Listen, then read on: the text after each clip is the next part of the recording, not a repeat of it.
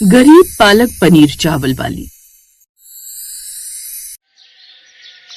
हे भगवान, बड़ी घबराहट हो रही है। न जाने आज क्या होगा। काम का पहला दिन है, न जाने लोगों को ये पसंद भी आएगा या नहीं। माँ, तुम कितना घबरा रही हो? कान्हा जी का नाम लो और काम पर निकल जाओ। तू ठीक कहती है मेरी बच्ची। हे कान्हा जी, आज सब संभाल लेना। कान्हा जी का नाम लेकर महिमा बाजार की ओर ठेला लेकर चल पड़ती है। वो हिम्मत करके ग्राहकों को आवाज लगाकर बुलाने लगी। आइए आइए, पालक पनीर खा लो, गर्मा गर्म पालक पनीर। पालक पनीर खाओ चावल के साथ, एक बार खाकर देखिए, सिर्फ 30 रुपए प्लेट। आओ आओ, पालक पनीर खाओ। तभी वहां से जाती हुई दो औरतें आपस में बातें करने लगी। ये पालक पनीर चावल का ठेला नया लगता है, कितनी खुशबू आ रही है यहाँ से। छी, पालक, मुझे पालक के नाम से ही भागने का मन करता है। ये सब चारा तो गाय खाती है। चल पागल, पालक पनीर सुनकर तो जी ललचाई जाता है, ऊपर से सस्ती भी दे रही है और मुझे भी भूख लग रही है। चल कर खाकर देखते कि कैसा बेच रही है। भूख तो मुझे भी लग रही है, चल फिर। दोनों लड़कियां महिमा के पास जाती हैं। जरा हमारे लिए भी एक प्लेट पालक पनीर चावल लगा दो, और हाँ, अच्छा बनाना ताकि हम फिर से खाने के लिए आए। हाँ बहन, अभी लगाती हूँ। महिमा उन दोनों के लिए पालक पनीर चावल लगा कर देती है। वो दोनों पालक पनीर चावल खाती हैं तो उन्हें वो बहुत स्वादिष्ट लगते हैं। वाह दीदी, आप तो सचमुच बहुत स्वादिष्ट पालक पनीर चावल बनाती हो। मुझे पालक जरा भी पसंद नहीं, लेकिन ये खाने पर पता ही नहीं चल रहा कि मैं पालक खा रही हूँ। सच में मजा ही आ गया। क्या आप रोज यहाँ पालक पनीर चावल का ठेला लगाओगे? दरअसल हम रोज ही यहाँ से काम पर फैक्ट्री में जाते हैं और जल्दी में खाना नहीं बना पाते। आप रोज ही ठेला लगाओगी तो हम रोज फैक्ट्री की तरफ जाते हुए आपके पास खाने आ जाया करेंगे। हाँ बहन, अब मेरा ठेला रोज ही लगा करेगा। तुम सूरजपुर की किसी भी गली और किसी भी बच्चे से पूछ लेना कि मैं पालक पनीर चावल का ठेला कहाँ लगाती हूँ। हर कोई तुम्हें यहीं का पता बताएगा। वैसे तो आज मेरा पहला दिन है, लेकिन धीरे धीरे मैं मशहूर भी जल्दी हो जाऊंगी। धीरे धीरे उसके पालक पनीर चावल की खुशबू पाकर और भी लोग वहां आने लगते हैं। उसकी बात सच हो जाती है, वो मशहूर होने लगती है। उसके ठेले पर अच्छी खासी भीड़ लगने लगी थी। सारा दिन काम करके पैसे लेकर महिमा शाम को अपने घर आती है। महिमा, मुझे तो उम्मीद भी नहीं थी कि तुम्हारा पालक पनीर चावल का ठेला पहले ही दिन इतना अच्छा चलेगा।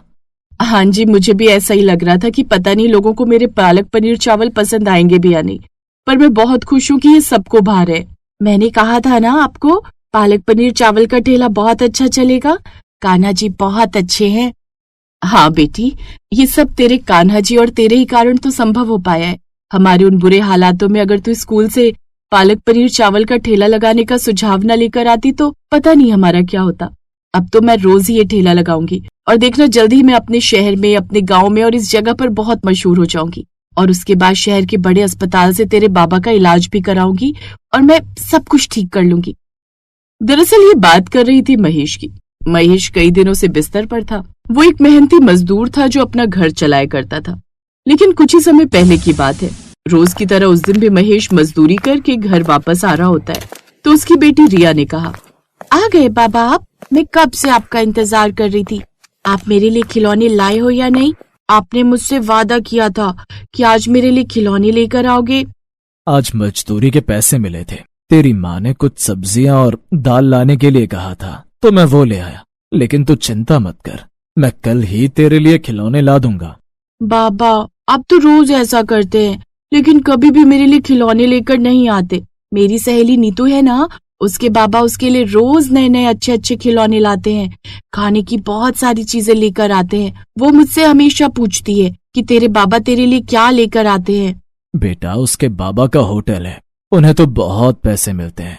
मैं एक मामूली मजदूर हूँ, मुझे बहुत कम पैसे मिलते हैं। लेकिन बाबा, आप कभी तो मेरे लिए खिलौने ला सकते हैं ना। हर बार आप मेरे साथ ऐसे ही करते हैं। उसको इस तरह जिद करते देखकर उसकी माँ गुस्सा होकर कहती है, रिया क्या है ये? आजकल तुम बहुत जिद्दी होती जा रही हो और बाबा भी थके हुए आए हैं। उन्हें आराम तो करने दो, बाद में बात करना। चलो जाओ, जाकर पढ़ाई करो। रिया उदास होकर वहाँ से चली जाती है। तब महेश कहता है, कोई बात नहीं जी, भगवान पर भरोसा रखिए, सब कुछ ठीक हो जाएगा। ऐसे ही कुछ समय बीत गया। अगले दिन महेश मजदूरी से वापस आ रहा था। उसे सामने खिलौने की दुकान दिखाई दी। महेश ने सोचा, आज रिया के लिए खिलौना खरीद लो। वो आगे की तरफ बढ़ने लगा, लेकिन तभी एक कार से उसका एक्सीडेंट हो गया। कुछ लोगों ने उसको सरकारी अस्पताल पहुंचाया। देखिए, इनकी रीढ़ की हड्डी में चोट आई है। हमने दवाई दे दी है, लेकिन अब इन्हें आराम की जरूरत है।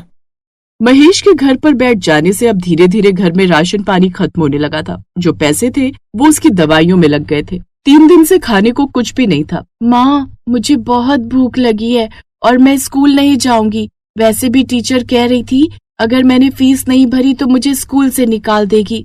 हाँ बेटी, मैं सब समझती हूँ, बस थोड़ा सब्र कर और स्कूल जाना मत छोड़। तू ही तो हमारे भविष्य की उम्मीद है। मैं खाने का इंतजाम करती हूँ। महिमा रामू काका की किराने की दुकान से थोड़ा राशन उधार लेने गई। पहले पिछला उधार चुका दे मेरा, तभी नया उधार दूंगा।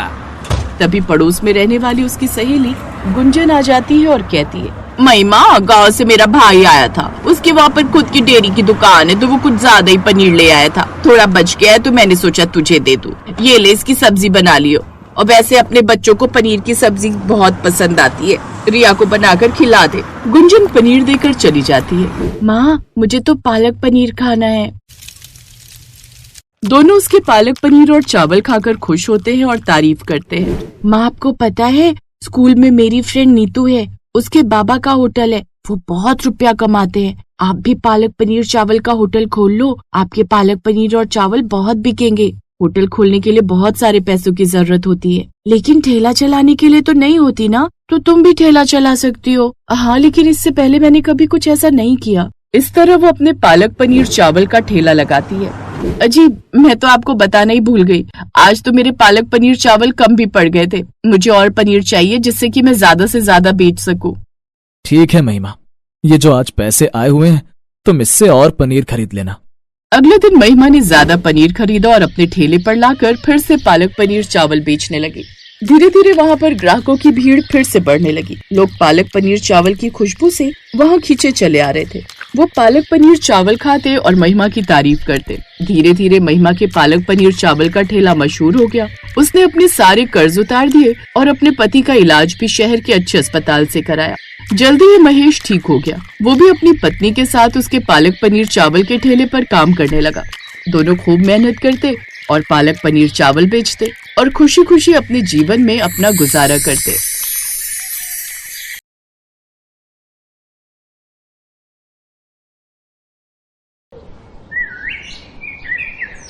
मधुबन नाम का एक गांव था जिसमें बंसी अपने परिवार के साथ एक छोटे से कमरे में किराए पर रहता था। बंसी की मां नीलम, उसकी पत्नी रितु और उसके 2 बच्चे, 8 साल की तन्वी और 10 साल का नक्श था।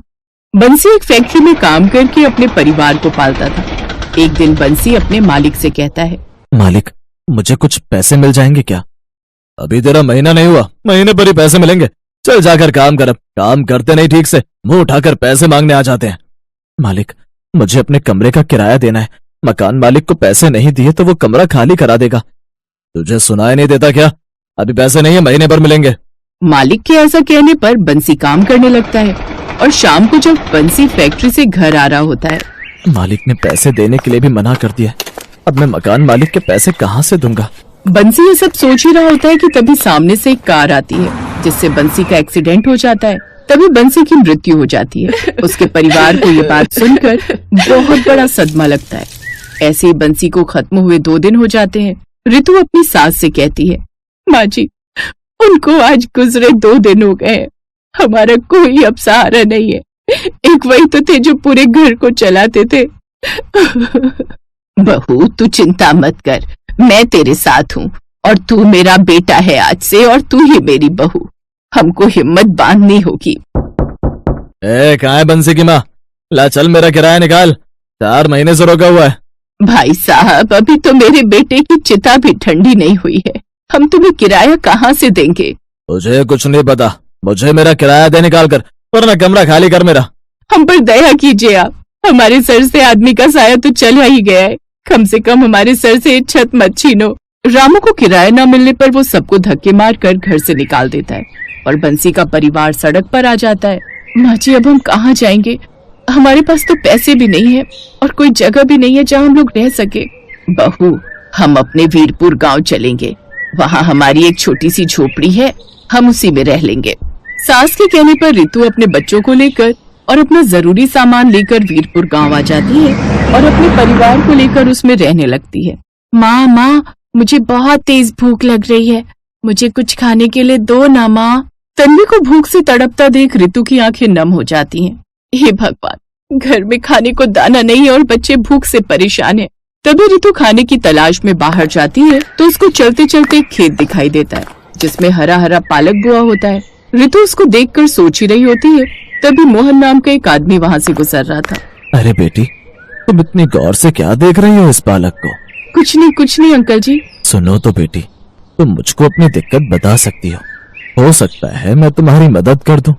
रितु मोहन को अपनी सारी बात बताती है और मोहन उसे कुछ पैसे देता है। वो पालक का खेत भी मोहन का ही था। बेटी, तुम ये कुछ पैसे रख लो और जितना मन करे जब भी जरूरत पड़े तुम मेरे खेत से पालक तोड़ कर ले जाना। आपका बहुत बहुत शुक्रिया अंकल, जो आपने हमारी बुरे वक्त में मदद की।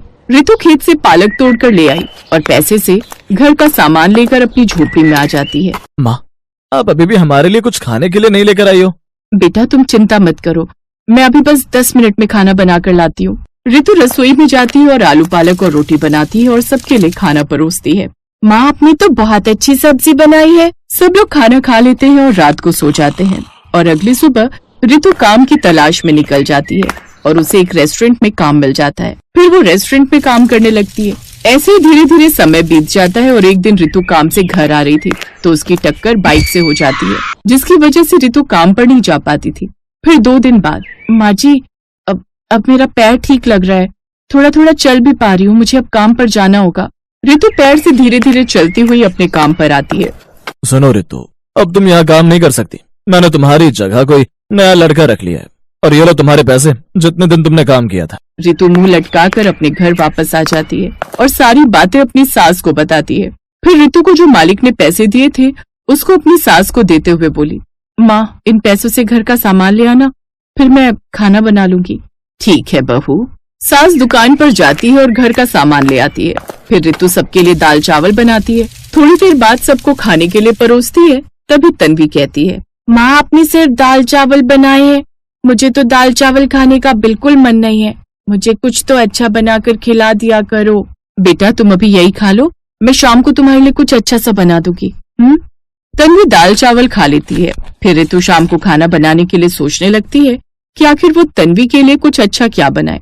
तभी रितु को याद आती है, अरे क्यों ना आज मैं पालक पत्ते के चाट बना दूं जो मैंने रेस्टोरेंट में सीखी थी। जल्दी से बना देती हूँ, मेरे बच्चे भी आज खुश हो जाएंगे। रितु जल्दी से पास के खेत में से पालक तोड़कर लाती है और आकर पालक के पकौड़े बनाकर उनके ऊपर थोड़ी सी दही डाली और हरी चटनी बनाकर डाल दी। कुछ मसाले डालकर पालक पत्ता चाट तैयार कर दी।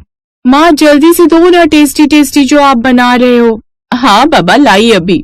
तभी अंदर से रितु पालक पत्ता चाट बनाकर लाती है। माँ जी और बच्चों, पालक पत्ता चाट खाकर बताओ कि कैसी बनी है। सब लोग पालक पत्ता चाट बहुत शौक से खाते। सच में बहू, पालक पत्ता चाट बहुत लाजवाब बन रही है, पर ये तो बताओ तुमने ये सीखी कहाँ? माँ जी, जब मैं रेस्टोरेंट में काम करती थी ना, बस वहीं पर सीखी थी। माँ, अब तो हमें आप रोज पालक पत्ता चाट ही बनाकर खिलाना। ये बात सुनकर तभी सास सोचकर बोली, बहू, तुम्हारी अभी पैर में भी दिक्कत है जिससे तुम बाहर अंदर जाने में भी दिक्कत होगी। क्यों ना तुम तब तक अपना एक पालक पत्ता चाट का ठेला लगा लो। माँ जी, वैसे आप ठीक कह रही हो, जब तक कोई काम नहीं मिल रहा है मैं तब तक ठेला ही लगा लेती हूँ। सास के कहने पर रितु एक किराए पर ठेला लेती है। पास में ही ठेला लगाकर उस पर पालक पत्ता चाट बेचने लगती है और ग्राहकों को बुलाने के लिए आवाज लगाती है, पालक पत्ता चाट ले लो, पालक पत्ता चाट एक बार खाओगे तो बार बार खाओगे। काफी देर हो गई थी और अभी तक रितु के पास कोई ग्राहक नहीं आया था।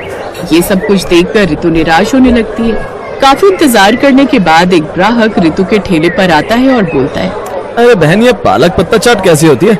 लो मुझे भी जरा पालक पत्ता चाट खिलाओ।